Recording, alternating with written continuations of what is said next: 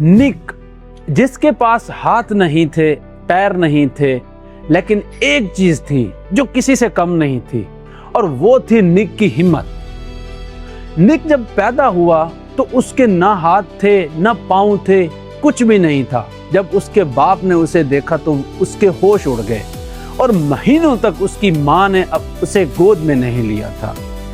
निक ने जब अपनी लाइफ को देखा तो दूसरों की जिंदगी से बहुत ही अजीब थी, और उसने 10 साल की उम्र में खुद को ख़त्म करने का भी सोचा, और उसने एक बार ये भी सोचा कि मेरी ज़िंदगी कैसे गुजरेगी।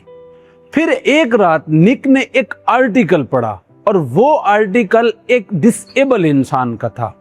जब निक ने उस आर्टिकल को पढ़ा तो निक एक बार हिल के रह गया, और उसने कहा कि अगर ये इंसान अपनी लाइफ में ये सब कर सकता है तो मैं क्यों नहीं कर सकता। उसी टाइम से निक की जिंदगी बदलना स्टार्ट हो गई। अपनी कमजोरियों को अपनी मजबूरी नहीं बनने दिया।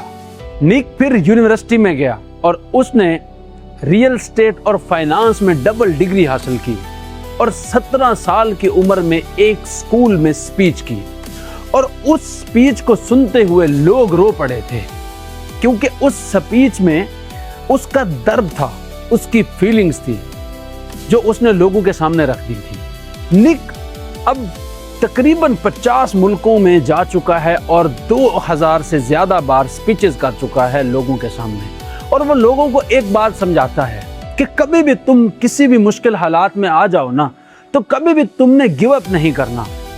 खुद को उन हालात से निकाल कर अपने लिए सब कुछ नॉर्मलाइज करना है।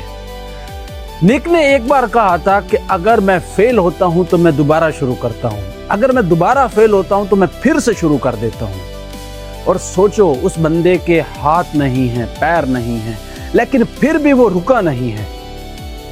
अब जरा एक सवाल खुद से करके देखो कि तुम्हारे पास क्या कमी है। तुम अपनी कमी को अपने बहाने नहीं बनाओ। तुम्हारे से ज्यादा कमियां तो उस निक में थी, जिसके हाथ भी नहीं थे, पांव भी नहीं थे, और वो आज दुनिया का कामयाब इंसान। निक के पास हाथ नहीं थे, पैर नहीं थे, लेकिन एक चीज थी, वो थी जिद। और तुम्हारे पास सब कुछ है, लेकिन तुम्हें एक चीज चाहिए, जिद।